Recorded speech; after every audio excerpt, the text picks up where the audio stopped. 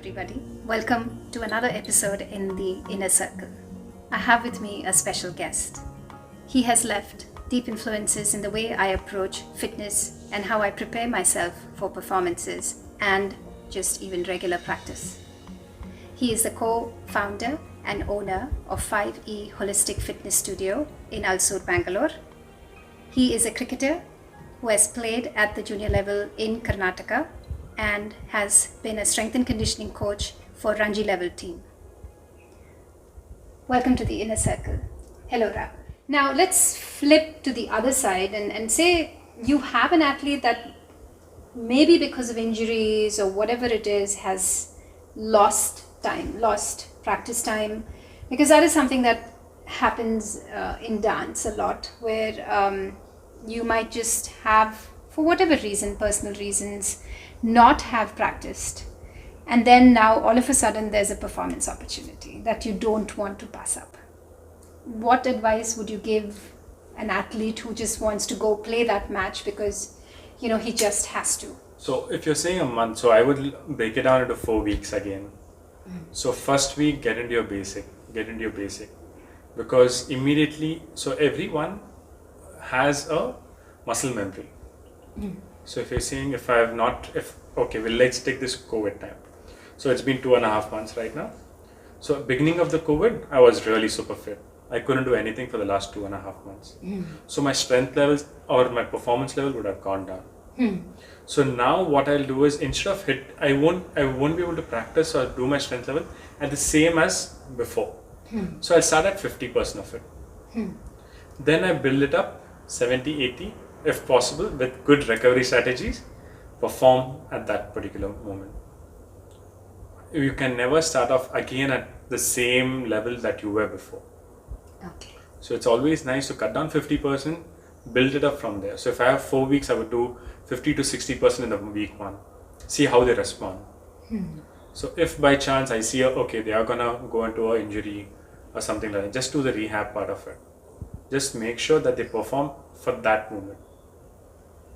And then after that, again, start building their whatever work they have to do and stuff like that. You know what is so refreshing for me as a dancer, to just sit here and listen to a person with sports background speak about the fact that you could train at 50%. Yes. You could train at even less than 50%, and that is completely okay. Because there's this expectation from just being a dancer that you have to step into the studio and somehow be able to deliver your best on any given day, and to not allow yourself that liberty of a performance anything less than stellar. So it's very encouraging to know that it's the way that it should be done. Is you walk in expecting less, and you set that as a very decent goal to achieve when you have taken a break or you're just having a bad day. When you go through those phases, say it's a much longer phase of whatever injury, or say it's not a month, but you haven't been back for a long time, and your body has had a setback, and you have to go through a certain recovery period or strengthening specifically for that body part. Then what do you suggest? I mean, should they not even attempt to dance, or till they are at the level where their strength is back? I would not say not even dance. You can dance. So there is, even in dancing, there's basic, there's advanced, there's intermediate. Right. So you start off with something like, if you were an advanced athlete, like who was performing back to back, and like at an elite level. So it's okay to come back a little. It's always okay. So I'm not talking about 2 months break or 3 months break. I'm talking about everyday basis.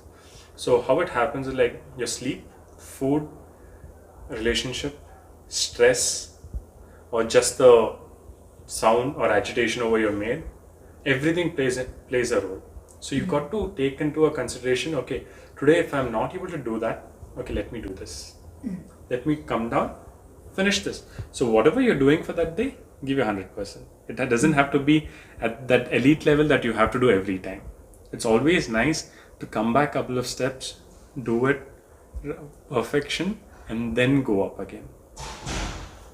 You can never expect yourself to keep hitting 100% every day. Right, and I think that's a very, very good message to offer up to dancers. And what would you tell somebody that feels bad that their performance has suffered so much and they just start beating themselves up? Is there a point of no return where you just look at somebody and say, sorry buddy, you're fit, you're fine, but you're never going to play as well as you did, or bat as well as you did, because you've just passed your prime? There's no amount of training that's going to get you back. There are situations like that. So what happens is, like, everyone has their peak. So if I'm saying at this point of time, I can't be like, okay, I'll work hard and I'll become a dancer. Sorry, I can't. Because I have, or if you say like, okay, at the age of 35 or 40, I want to be a footballer. Your body, you need to understand your body. If you're passing a certain age or if you're passing a certain thing, it's done. Think of what you can do from there. Never expect like, okay, I was a star at the age of 25, I'll be a star at the age of 50. No, you cannot be. You can be a star at the age of 50, you can be a legend, you can't be a star. So there's a difference between it. So if you've passed a particular stage, it's very hard for you to come back. If you're talking about you were 25, you were a star, something happened, 26, 27, you're not, 28, 30, you can come back, yes. Okay. So 1 or 2 years, 3 years here and there, it's fine. But if I'm talking about a longer gap, it's not possible. Okay. That seems quite reasonable, and I'm sure the body has compensatory mechanisms that you found in being able to bring back athletes even after a 2-3 year gap. So Rahul, you've known me for a while now, and you've been designing all my strength and conditioning programs, and thanks to what you've done, I've been able to maintain a really heavy load dancing and still manage whatever injuries I had come to you with, and be able to sustain that level of practice in dance and keep building my strength. I'm not sure if you've coached a lot of Bharatanatyam dancers before and it's a new field for us to get into, but do you see parallels between sports and dance from your perspective? Because you've trained a lot of athletes. So what do you see as, this is dance, this is something that I don't typically deal with, but I know sports really well. What are some parallels? It's the same, man. There's no difference between a dancer and a sportsman. Because if you're saying a sportsman, every sport is different. The biomechanics which work in cricket, football, basketball, athletics, everything is different. So same way, even in dance, for us, it's one more sport. Okay. It's not like a dance is an art or anything. See, for art, it may be for person who's seeing it, person who's performing it. For us, it's another sport. Because again, we look at what biomechanics work, what energy systems work, that's it. Because you can never be like, okay, if I'm doing a dancer, whatever you'll have, like Aramandi. If you'll say, okay, I'll sit in an Aramandi with a barbell, it'll help me to strengthen that particular muscle. No, it'll never. The dynamics will completely change when you load a particular movement. Like if you're saying, if I'm using a 10 kg or 20 kg and you do a particular movement and you do without it, dynamics change. Okay, so break this up for me, Rahul. You're saying if I were to go into strength training and I sit in my Aramandi, so you wouldn't load me with weights to be in that position and get into dance positions and to lift weights? Yes, I'll never do that. Okay. Strength is different. Everyone says sports specific.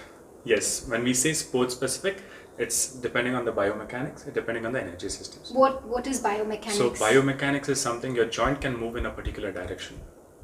Your joint can move in a particular angle. When I say energy system, at a particular speed for a particular time. Okay. So everything has a particular time. So if I'm saying, if I'm looking at a sprinter, okay, to give an example about energy system. If I'm taking a sprinter, 100-meter sprinter, he comes in an ATP-CP system, wherein he can only perform for 10 seconds. Or if I push him max, he can do a 200-meter sprint.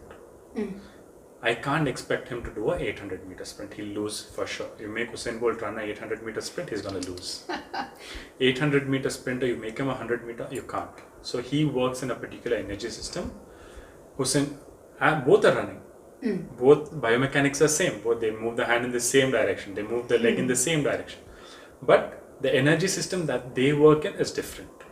So same way when it comes to a dance or any other sport, we look at what energy system do you work in. Do you only stop after 10 seconds? No. Right. Do you keep doing the movement for slow movement for an hour or two? No. So you all make a mixture of something called as anaerobic system and aerobic system, wherein you'll have a spurt, then you'll have a recovery time, but at the same time you're moving. It's not like you're stopping in it. So then aerobic, anaerobic, both energy systems work in Bharatanatyam or any form of dancing for that matter. Because even if you say Western style dancing, it doesn't go for hours, three minutes. Right. But again, in that also they have the episodes of fast, quick, fast, slow, fast, slow. So that is where your energy system comes into play. Okay. When I say biomechanics, as I told you, like we won't load in a particular angle. So if I'm doing some overhead movement of your dance step. When you, without any load, you move and get into a particular position, it'll look nice. I give you 5 kg and I make you do that particular movement. It's gonna change. The way your hand moves is gonna change because it's under load. Yes. So you load your muscles, make your shoulder stronger, make your arms stronger, make your legs stronger. But the mechanics that works in a dance is different because you know what straight lines are, what diagonal lines are, what your movements are. Yes. We will never be able to say, okay, this is what the line is. Sure. That What makes we sense. look at is like, okay, hand is going up, strong to lift till there, we are good with it. Right. So the way it's been lifted in a dance movement, it's different. That's why there's a difference between a coach who does a strength and conditioning coach and a teacher. Right. So that is where we get that gap. Absolutely.